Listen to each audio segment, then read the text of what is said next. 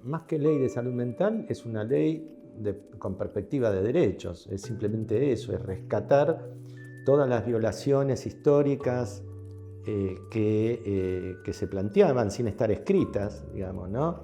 En contra de las personas con problemáticas de salud mental.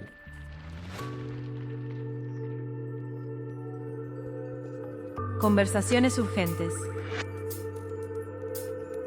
Diálogos sobre salud mental, cuidados y malestares actuales. Alberto Trimboli, psicólogo clínico, presidente honorario de la Asociación Argentina de Salud Mental.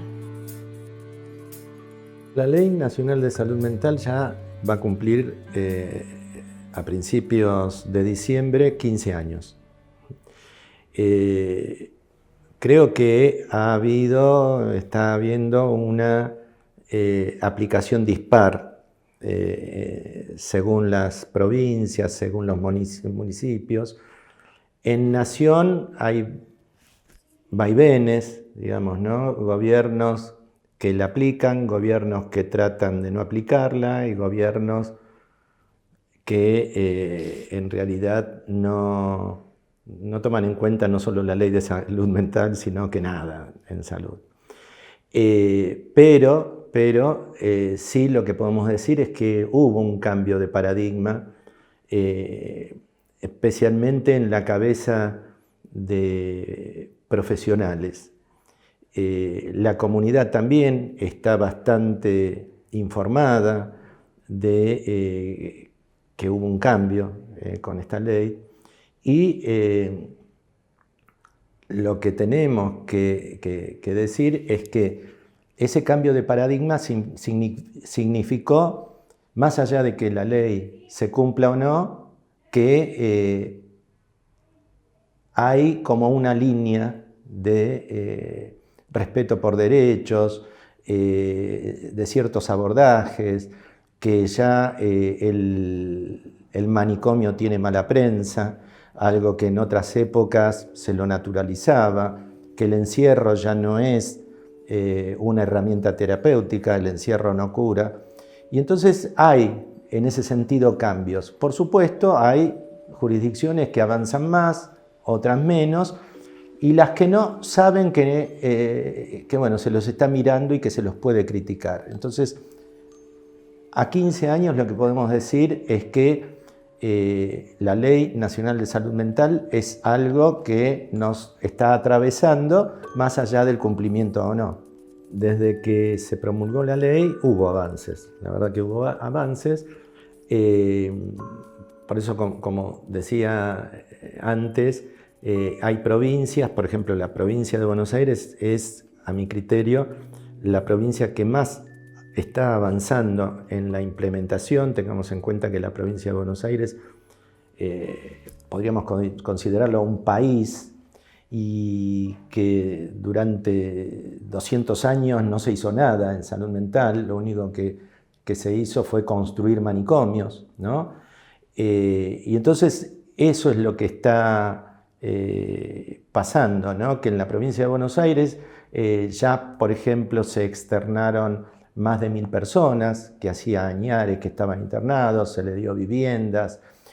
Hay también otra cantidad que se le está dando viviendas. También el gran manicomio, el Open-Door, muy conocido, que se inició como un avance en los criterios de abordaje de salud mental, que era un hospital de puertas abiertas, con respeto de los pacientes.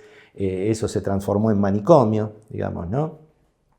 Pero es muy difícil de avanzar cuando vemos que hay lobbies con intereses económicos e intereses corporativos que inciden en la no implementación. Entonces tenemos el sector privado, que esto también quiero decirlo, la Ley Nacional de Salud Mental es de avanzada en el mundo, por muchos aspectos, ¿no?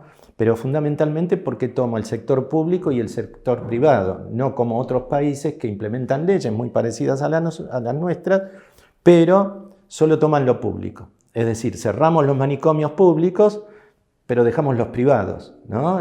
Y hay como ganancia para algunos, ¿no?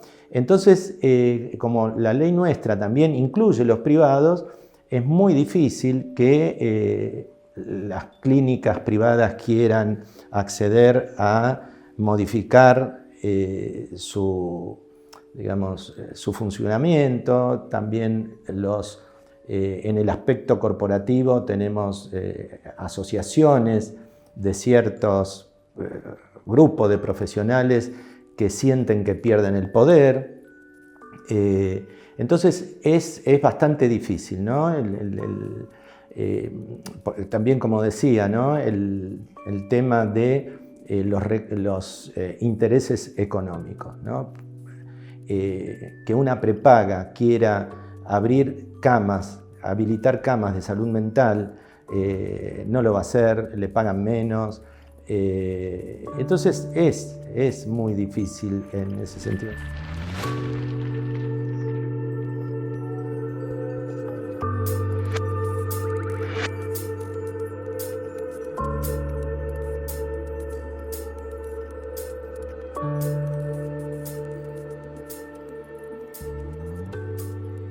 Los temas que son más resistidos son varios. Uno es que cualquier profesional, cualquier profesión pueda acceder a cargos de conducción de los equipos de salud mental. Eso es algo que está bastante resistido. Las internaciones en hospitales generales también es bastante resistido. Tenemos los manicomios que tienen, también yo siempre digo que se generan kioscos adentro de los grandes manicomios y entonces no se quieren perder esos beneficios que se tiene. Lo que tenemos que tener en cuenta es que circulan muchísimos mitos, ¿no? Que a veces son resistencias sobre mitos, digamos, ¿no? Por ejemplo, podemos ver en los medios fundamentalmente y algunos profesionales que tienen intereses que, por ejemplo, la Ley Nacional de Salud Mental prohíbe la internación. Esto no es cierto, hay muchísimos artículos en la ley que hablan de la internación. También otro de los mitos es que que prohíbe la internación involuntaria, es decir, en situaciones de riesgo para sí o para terceros, que si el paciente no da su consentimiento, entonces no se lo puede internar. Eso tampoco es cierto. Y también las internaciones en hospitales generales, porque perdería peso el hospital psiquiátrico. Entonces, otro de los mitos que hacen circular es que la ley de salud mental tiene como perspectiva la internación de un paciente con una crisis de salud mental al lado de alguien que tiene un problema cardiológico, un problema traumatológico o cualquier otro clínico. Esto no es cierto. Lo que tenemos que hacer, según la Ley Nacional de Salud Mental, es internar a las personas que lo necesiten en un periodo breve en hospitales generales, pero no amontonados. Digamos, la ley no dice que debemos amontonar pacientes de diferentes patologías en una sala.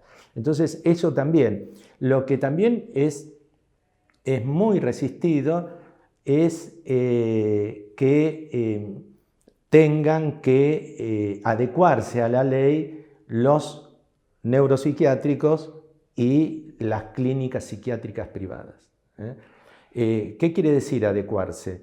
Quiere decir que tienen que abrir salas de salud mental, tienen que tener guardias de salud mental y tienen que también tener un servicio de salud mental. Eso en las clínicas generales, públicas y privadas, y en los neuropsiquiátricos deben cerrar, digamos, deben terminar con las camas de internación para terminar con esto que antes de la ley era una discriminación, es decir, un grupo de personas que se podían internar en un hospital general por cualquier problemática y otro que tenía que ser discriminado e internado en un lugar apartado, como si fuera la Edad Media, que se los consideraba a los locos peligrosos, incurables, también poseídos por el demonio.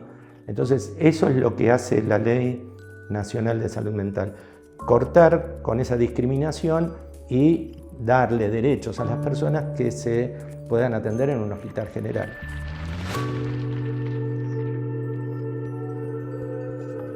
Conversaciones urgentes. Diálogos sobre salud mental, cuidados y malestares actuales. Alberto Trimboli, psicólogo clínico, presidente honorario de la Asociación Argentina de Salud Mental. Los manicomios se pensaron cuando estaban poseídos por el demonio, eran incurables, peligrosos, no había tratamientos, porque no existía ni la psicoterapia ni la medicación. Es decir, bueno, un lugar ahí para tenerlos. Pensemos que estaban encadenados, además, dentro del manicomio. Y bueno, y eso ya se terminó, no tiene ningún criterio, ni clínico, ni de ningún tipo que impida que una persona con problemática de salud mental se interne en un hospital general.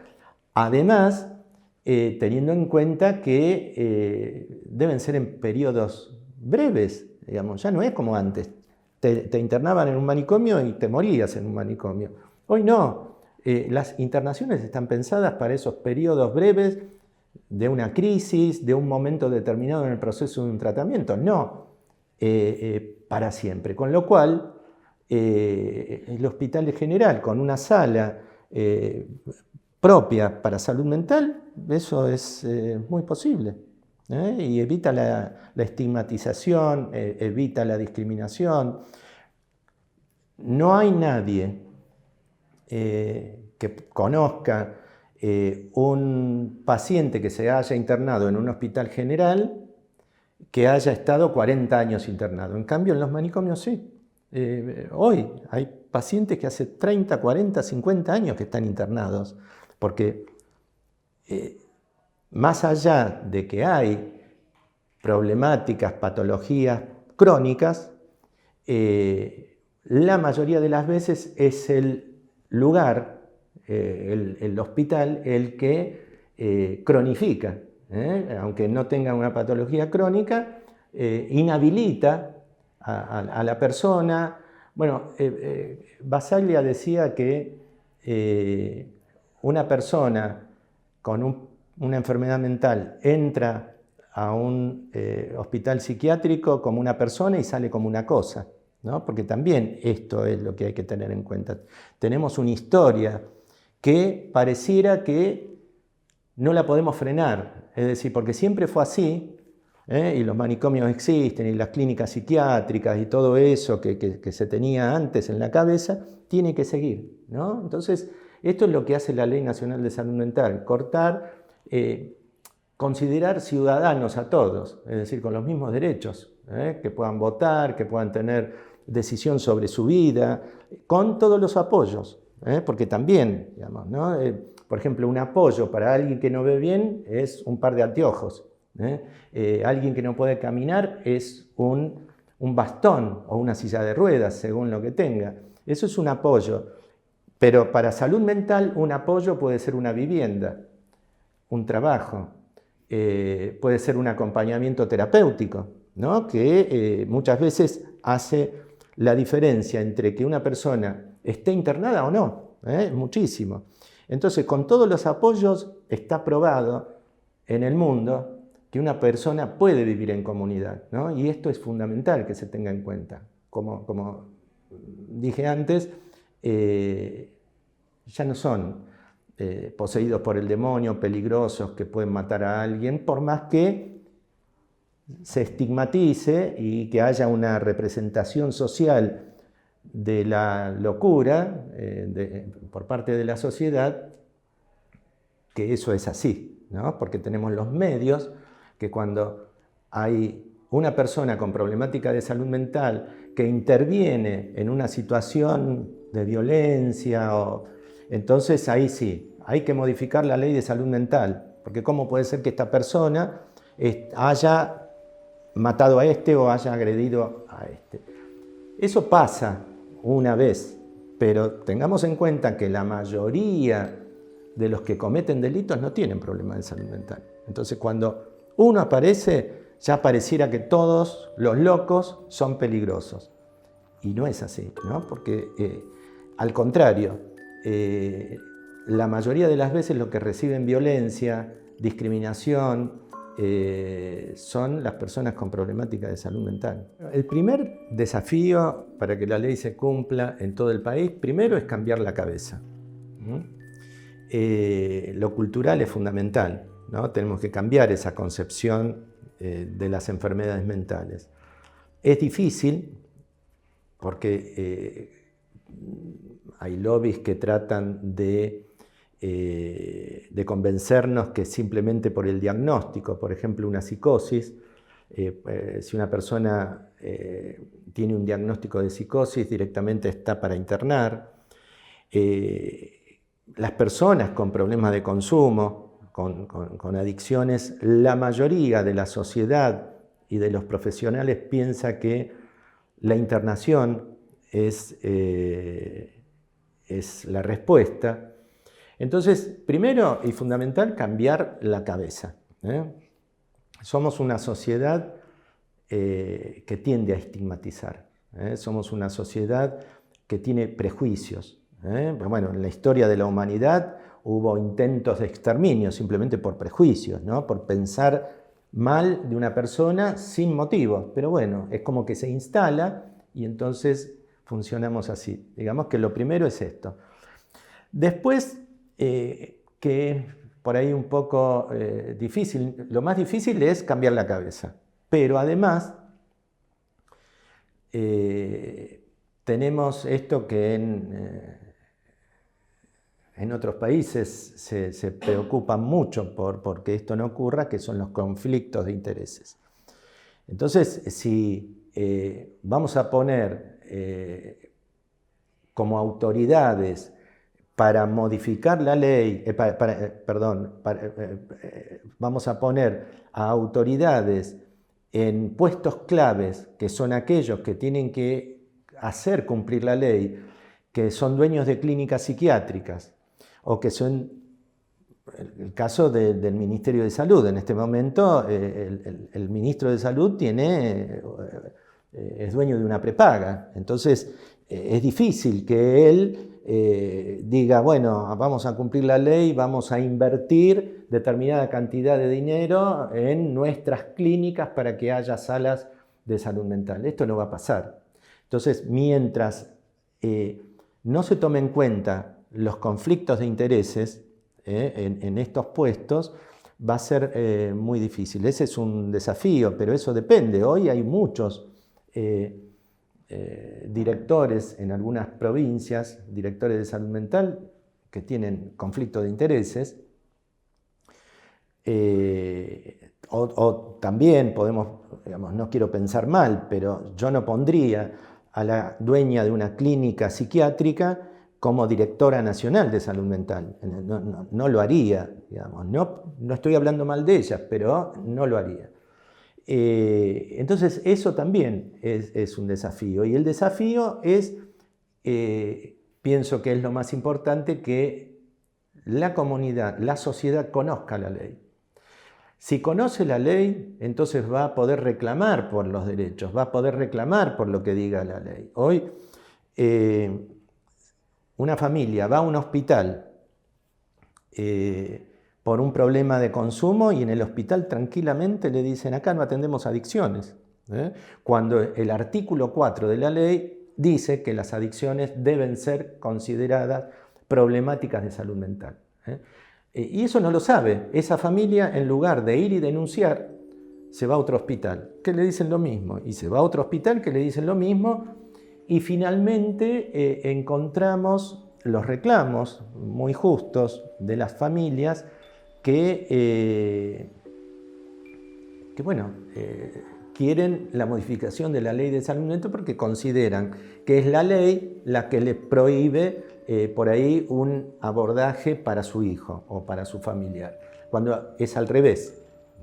Entonces, si conocieran la ley, creo que sería mucho más fácil, es decir, ir a la justicia, mire, acá a mi hijo lo rechazaron porque tiene un problema de consumo y el artículo 4 dice que me lo tienen que atender. Entonces no va a haber ningún juez que pueda fallar al revés, digamos, ¿no? Porque solo basta leer la ley, artículo 4 dice esto, sí, ok.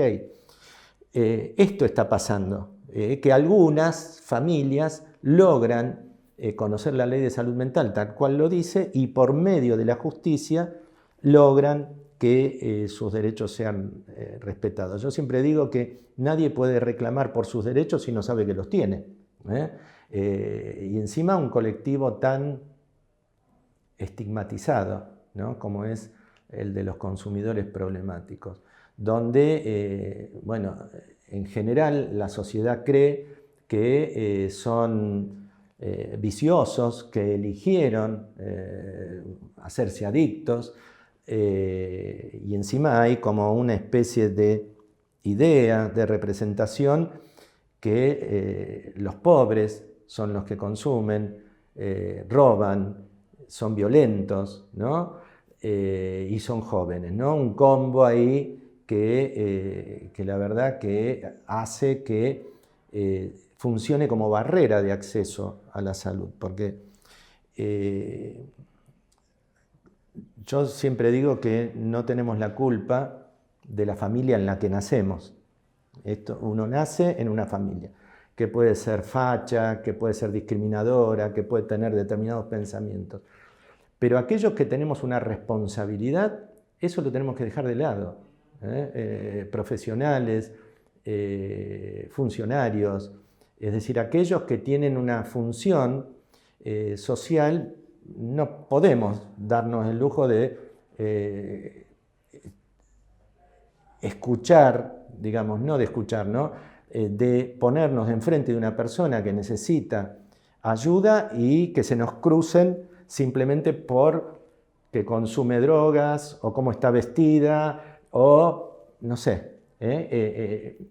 Eso nos va a impedir escuchar a esa persona, eso nos va a impedir entender lo que le pasa. Entonces tenemos que correr eso y no podemos darnos el lujo de seguir la cosa esta familiar, que podemos tenerlo en lo personal, pero en la función eso lo tenemos que correr, porque la sociedad es prejuiciosa, ¿no? Entonces, cuando se asume una función como parte de la sociedad, hay funcionarios que llevan estas ideas, o diputados que presentan leyes en el mismo sentido, en base a prejuicios, y entonces lo que se hacen son planes muchas veces de abordajes, de salud mental, en base a prejuicios. Con lo cual, entonces, estamos corriéndonos del eje que es velar por los derechos de las personas, el acceso a la salud, cosa que la verdad está pasando muy poco. Vemos en muchos lugares donde inclusive salud mental y adicciones son dos cosas apartes en los organigramas de los ministerios de salud, cuando en realidad debería ser uno solo, porque las adicciones son problemas de salud mental. Yo no conozco a ninguna persona con adicciones que no tenga una problemática de salud mental previa que la llevó a ese consumo problemático, ¿no? Lo que pasa es que, claro, tenemos una ley que dice, que es la ley de drogas, que dice que las personas que consumen son delincuentes. Es así, ¿no? El que tiene algo para consumir es un delincuente. Entonces, partiendo de esa base, si el Estado argentino oficialmente dice los consumidores de drogas son delincuentes, bueno, ahí viene todo esto del rechazo en el sistema de salud, que las personas les tengan miedo a los consumidores, cuando la mayoría de los consumidores, yo tengo 35 años de trabajo con personas con problemas de consumo y la verdad que la gran mayoría no tiene problemas ni de violencia, ni de delitos, ni nada de esto. Lo que pasa es que pasa uno y entonces es igual para todos.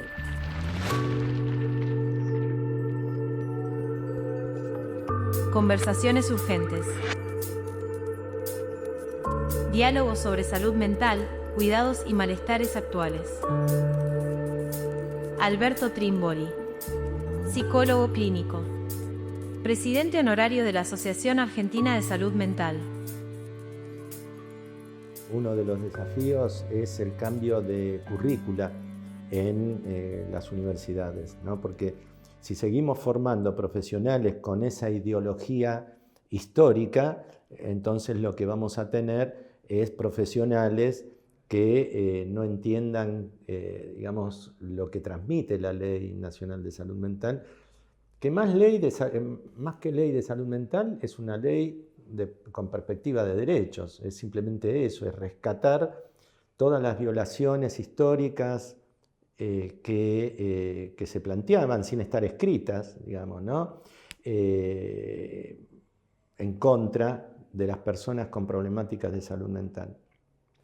Entonces, eso es también el gran desafío, ¿no? Que las universidades modifiquen, que transversalmente, de alguna manera, en todas las materias lo incluyan, pero también incluir una materia que se pueda hablar de la ley de salud mental, de los derechos en general, de los tratados internacionales, también que la Argentina firmó y está obligada de cumplir, como por ejemplo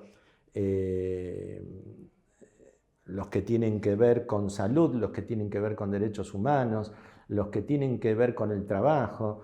Es decir, hay muchísimos tratados, convenios internacionales que la Argentina ha suscrito y que está obligada a cumplir. Y la Ley Nacional de Salud Mental hace más o menos esto, es decir, tomar los convenios internacionales, los tratados internacionales y plasmarlos en una ley.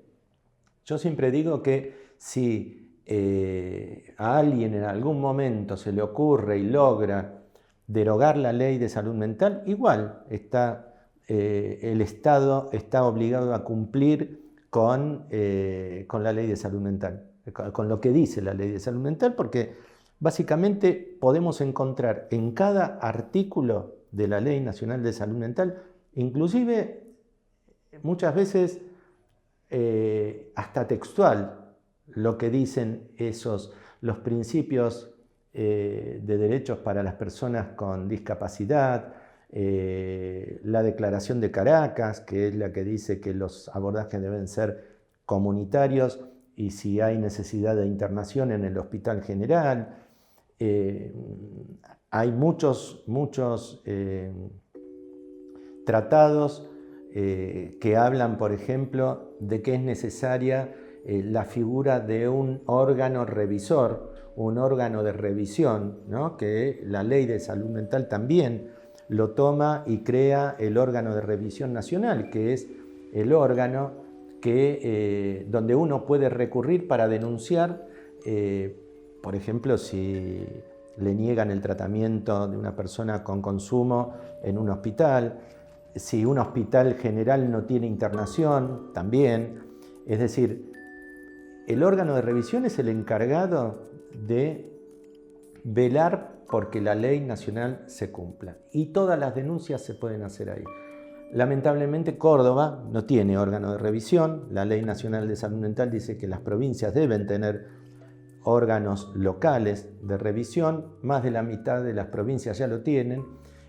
No sé el motivo por el que Córdoba no lo tiene, que es el órgano de revisión el funcionamiento tiene que ser separado del poder político, separado del Ministerio de Salud, separado de todos aquellos que pueden tener influencia. El órgano de revisión nacional tiene, digamos, está dentro del Ministerio Público de la Defensa.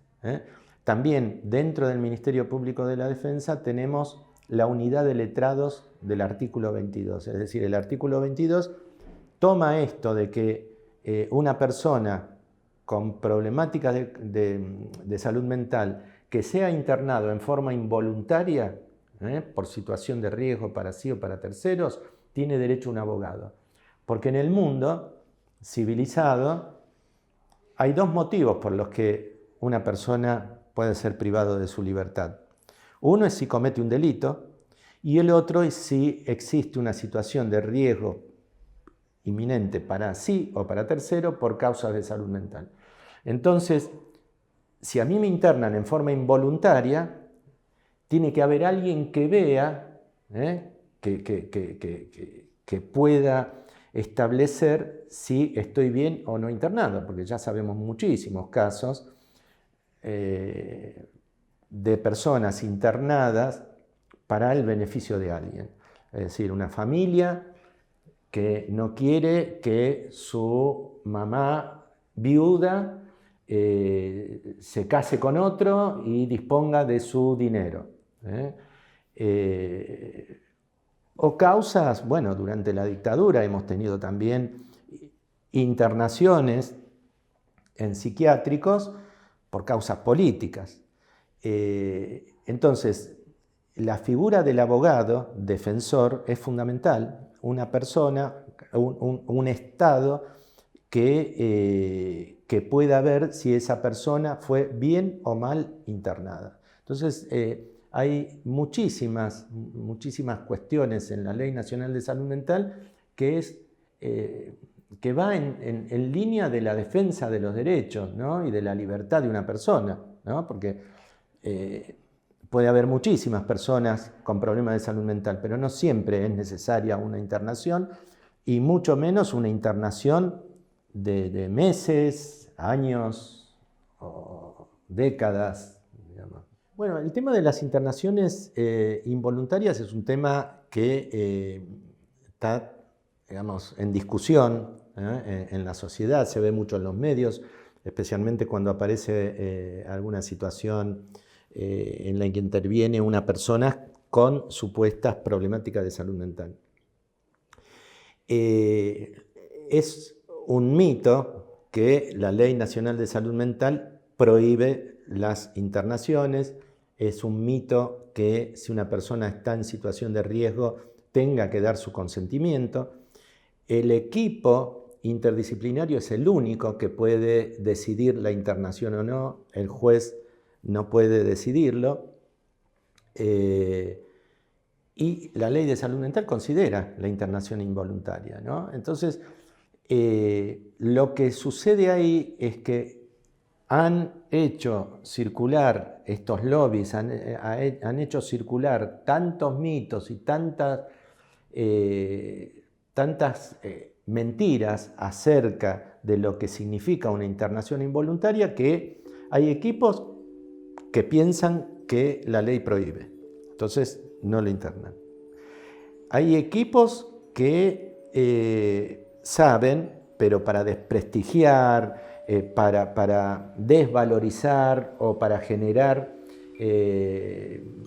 por ahí opiniones en contra de la ley, hay una familia que lo necesita y no lo interna, pero me parece que en el tema de la internación involuntaria también lo que esgrimen y que se ha hecho una confusión enorme acerca de esto es que es un riesgo cierto e inminente para sí o para terceros, ¿no? Porque a veces se piensa que la persona tiene que estar, para poder ser internada, con un revólver en la sien o estar por tirarse del 10º piso o en situaciones de ese tipo, ¿no? Cuando no es así.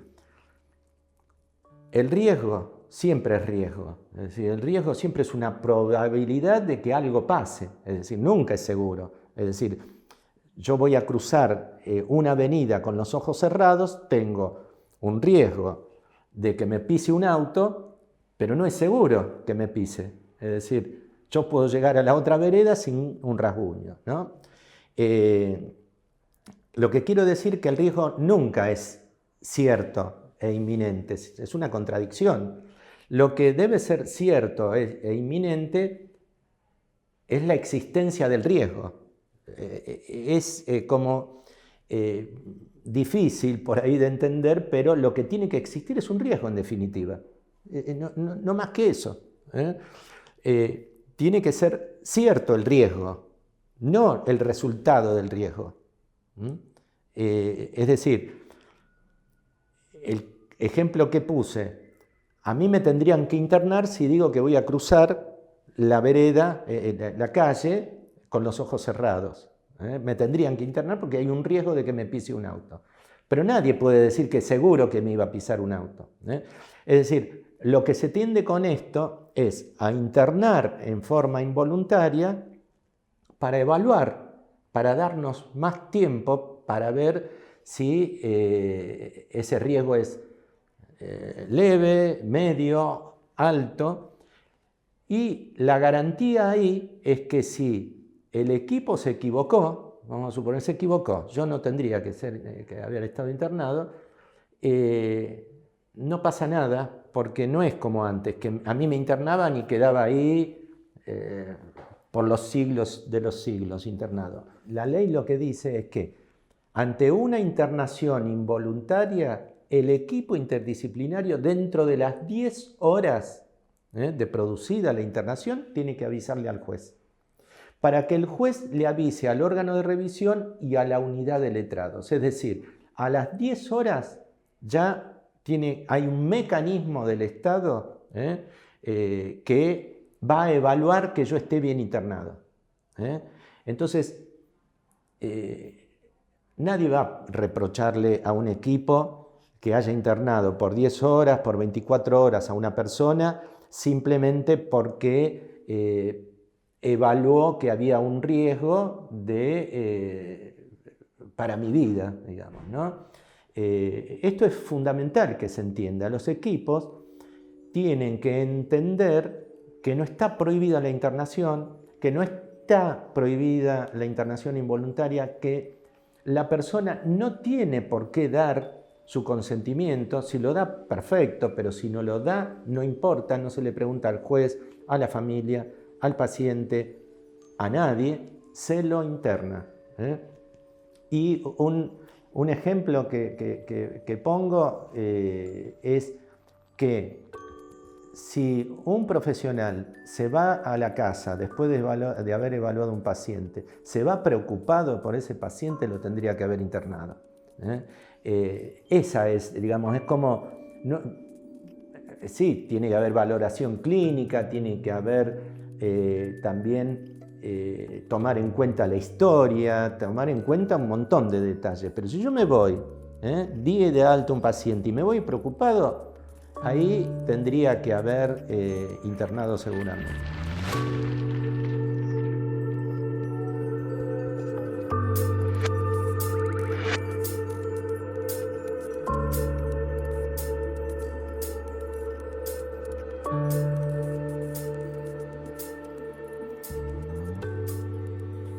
Hay intereses económicos muy fuertes. Tenemos que saberlo, en los medios, uno en especial, hay uno que es uno de los dueños de una prepaga.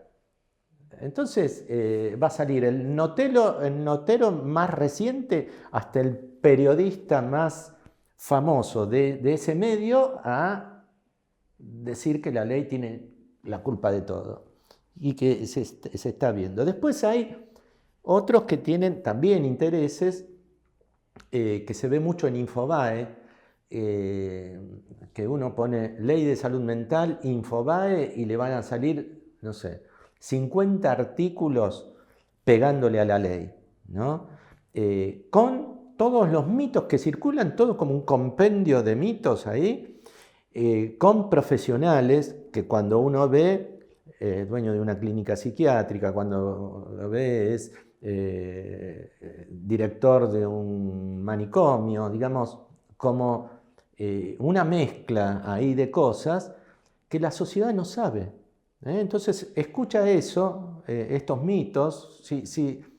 Yo conozco gente, amigos, familiares, que cuando pasa un caso de esto, vienen y me dicen, che, pero la ley, ¿cómo puede ser que una persona que está en riesgo, que estuvo años la familia pidiendo ayuda, no se lo interne? Y la ley no dice eso.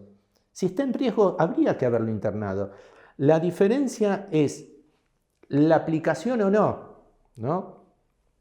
Yo a veces cuando hablo con inclusive legisladores, diputados, senadores que están en contra de la ley, yo lo que digo es, todavía no sabemos si funciona. ¿Por qué no probamos con implementarla y después ver si funciona o no? Porque la verdad que criticar algo que en general no fue nunca implementada en su totalidad, decir que no funciona, y siempre en base a mitos, ¿no? Porque la verdad que hay profesionales que tampoco leyeron nunca la ley.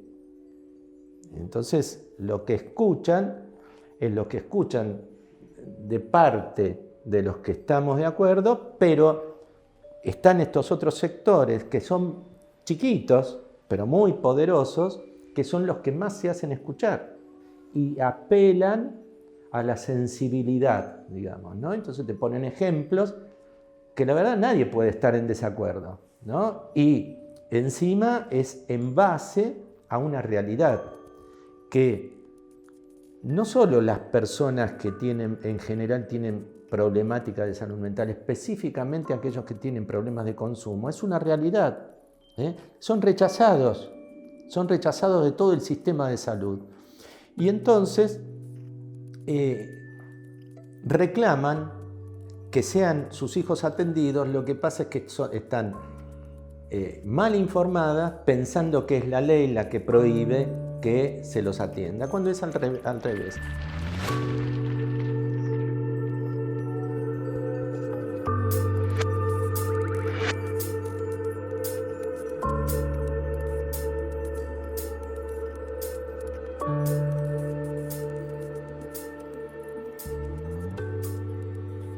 La Ley Nacional de Salud Mental evidentemente molesta a muchos. Ya dije que hay intereses económicos, corporativos. Hubo dos momentos en estos 15 años que estuvo cerca de ser modificada. Una en noviembre de 2017, cuando era director y promotor de la modificación, un médico psiquiatra, Andy Blake, que a último momento finalmente no se firmó la modificación, y la segunda fue que fue en enero de 2024 con la ley Ómnibus.